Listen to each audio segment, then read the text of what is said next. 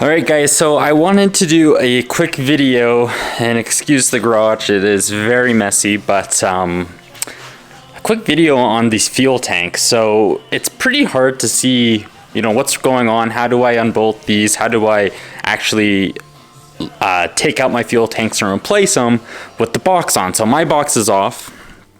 There it is over there.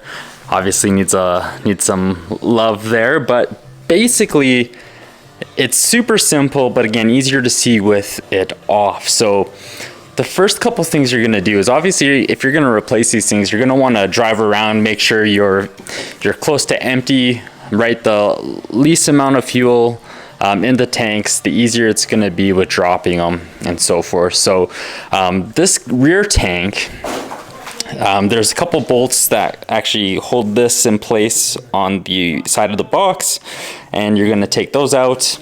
And then there's really these two straps that run across the tank, and there's a bolt and nut here and a bolt and nut here right underneath. And once you take these off, this bracket will come down and the tank will drop.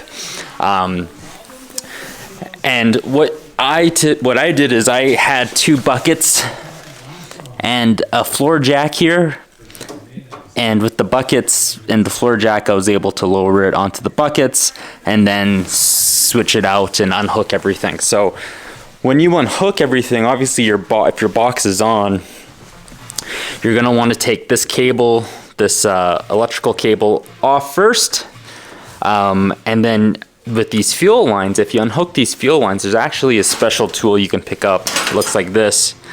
And basically, once you take this metal clamp off, you'll be able to hook these on, okay, and slide it down right through here. And when that's done, these will pop off, and then you can lower the tank, okay? So you might be able to wedge your hand in there. If not, you can drop it a little bit to get some clearance between this beam, and you'll be able to unhook these. And then to get this ring off, basically take a screwdriver, stick it on here, push it up against this ridge, and then tap it out with the hammer. And then that's kind of that. And then, I mean, it will drop, but really all that's holding it in are these two straps. And then on this side, be careful, because I didn't realize there were two size tanks, so I actually ended up purchasing the wrong tank. This is a 19-gallon. These are made for the big, extended cabs, long boxes. Obviously, I found out pretty quickly that does not fit in the regular cab, but when I took this fuel tank out originally, I threw it out before the new one came in, so I didn't really have anything to reference when I ordered the new one.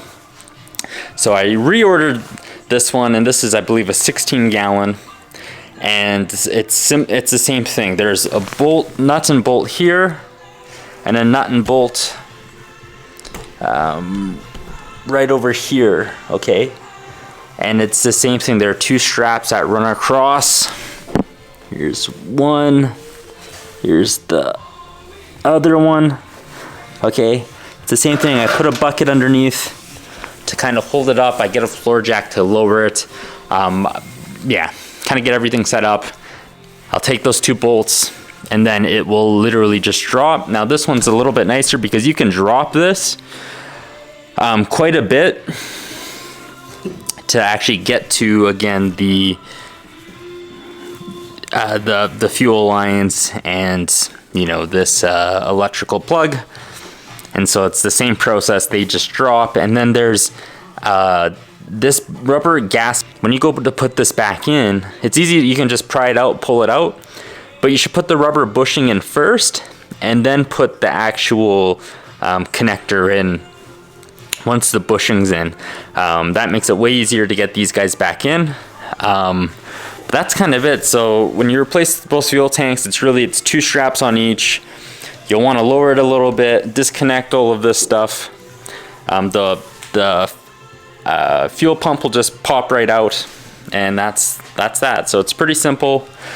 It's pretty easy. It's nice to have a couple of these kind of straps handy to hold the fuel lines back and whatnot. But yeah, that's basically it. Again, it's pretty easy. Big recommendations: make sure you you're pretty much out of fuel to make it easy to change. But that's kind of that. So if you have any questions, guys, let me know. And we'll see you in the next video.